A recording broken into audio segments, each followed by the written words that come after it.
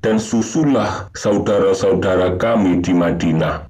Di sana masih banyak sahabat-sahabat kami yang kecintaan mereka terhadap dirimu lebih besar daripada kecintaan kami.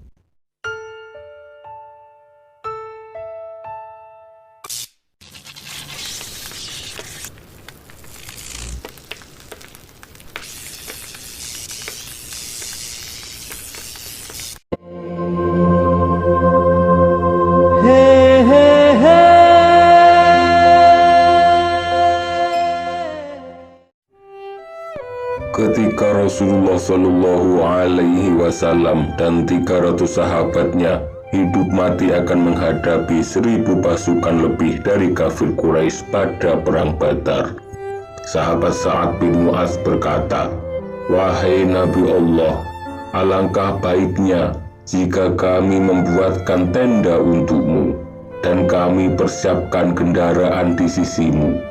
Kemudian biarlah kami yang akan menghadapi musuh kita.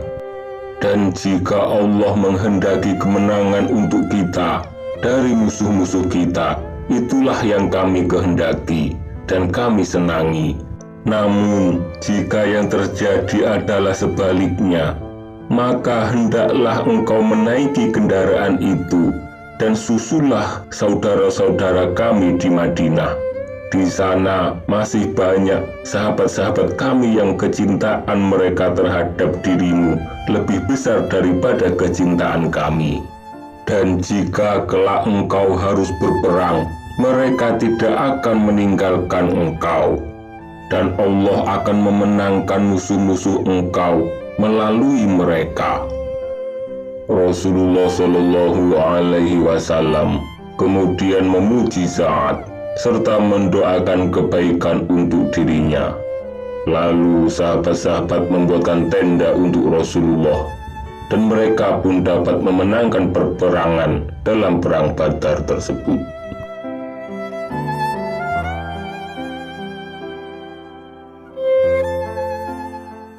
Seorang laki-laki mendatangi Rasulullah Shallallahu Alaihi Wasallam dan berkata, "Wahai Rasulullah, sungguh engkau adalah orang yang paling aku cintai melebihi cintaku terhadap diriku sendiri dan orang tuaku.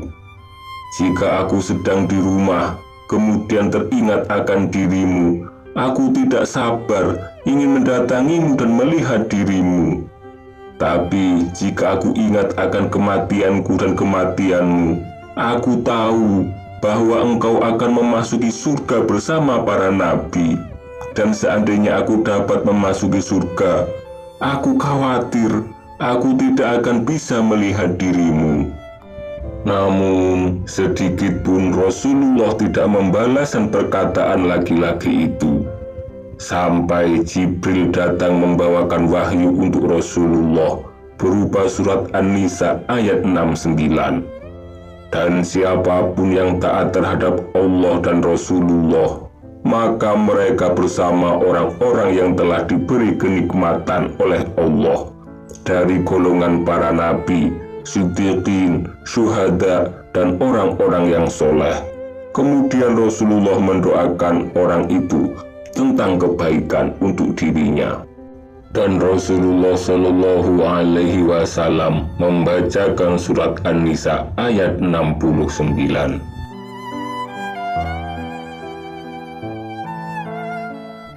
Telah sampai kabar kepada Sayyidina Ali radhiyallahu anhu, kabar bahwa Rasulullah dalam keadaan khososoh, tidak memiliki apapun, fakir dan membutuhkan.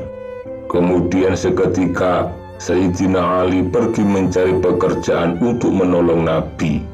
Lalu ia pergi ke kebun milik seorang Yahudi.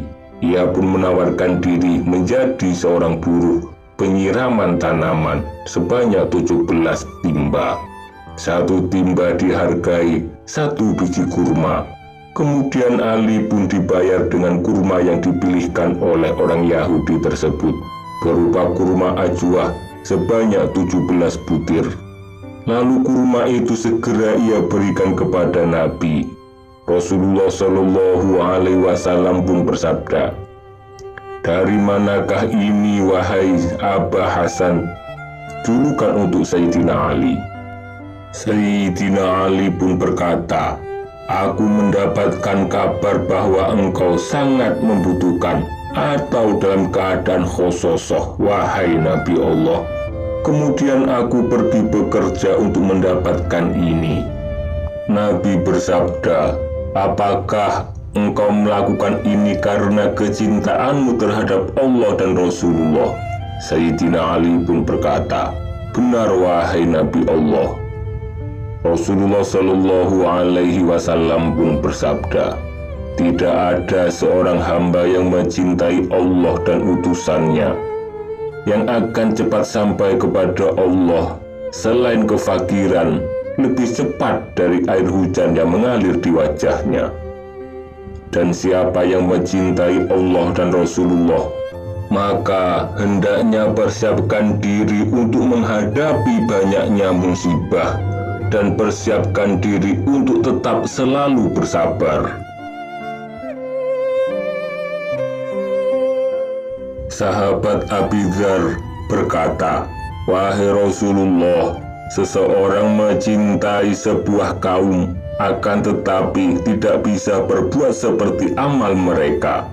Rasulullah Shallallahu Alaihi Wasallam pun bersabda, "Wahai Abi Dzar, engkau bersama orang yang engkau mencintainya." Abi Dzar pun berkata, "Sesungguhnya aku mencintai Allah dan Rasulullah." Nabi Shallallahu Alaihi Wasallam bersabda, "Maka sesungguhnya engkau bersama orang yang engkau cintai." Abi Dzar pun mengulangi perkataannya, "Aku mencintai Allah dan Rasulullah." Nabi pun kembali bersabda, "Maka sesungguhnya engkau bersama orang yang engkau mencintainya."